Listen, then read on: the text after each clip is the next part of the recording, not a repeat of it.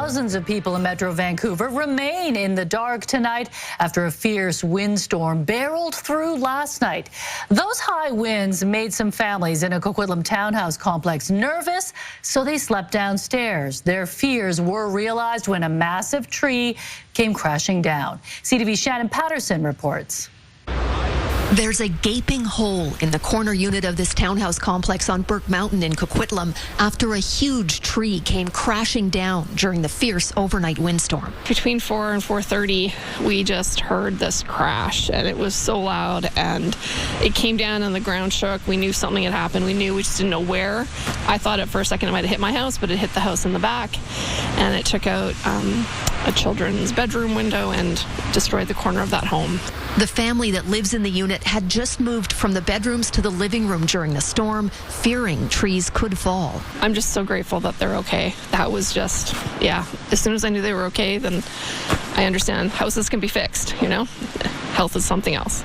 From Vancouver to the Tri-Cities and the Fraser Valley, trees all over the region were uprooted or snapped in half. No match for the power of the wind. We went to bed, then all of a sudden we heard the wind kicking up, and it was making a hell of a racket.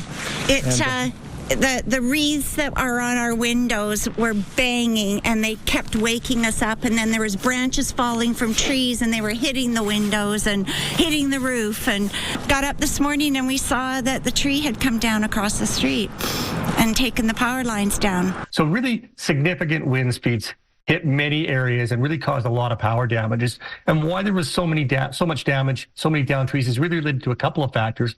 One was all the rain we've had previously, sort of saturating the ground, and also the extended drought that we had earlier in the last couple of years, really, that have really sort of put a lot of our coniferous trees into sort of various stages of threat. And when trees fall, inevitably, some of them hit power lines. So at the peak of the storm, we saw about 120,000 customers without power. And the hardest hit areas are Vancouver, Surrey, and Port Moody. I think it's important to note that this marks the third major weather event this week. So our crews have been working around the clock. Property owners and managers have been working too, clearing debris and pooling water from flooded parkades.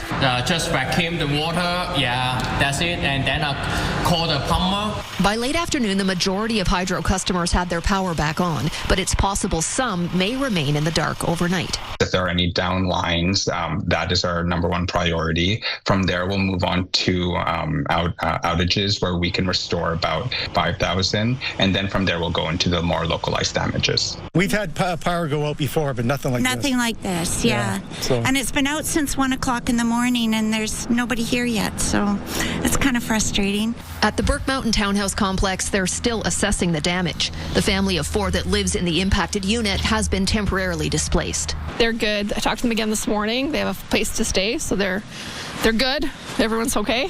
It could have been way worse, and so everybody's safe, and that's what really matters. Shannon Patterson, CTV News, Coquitlam.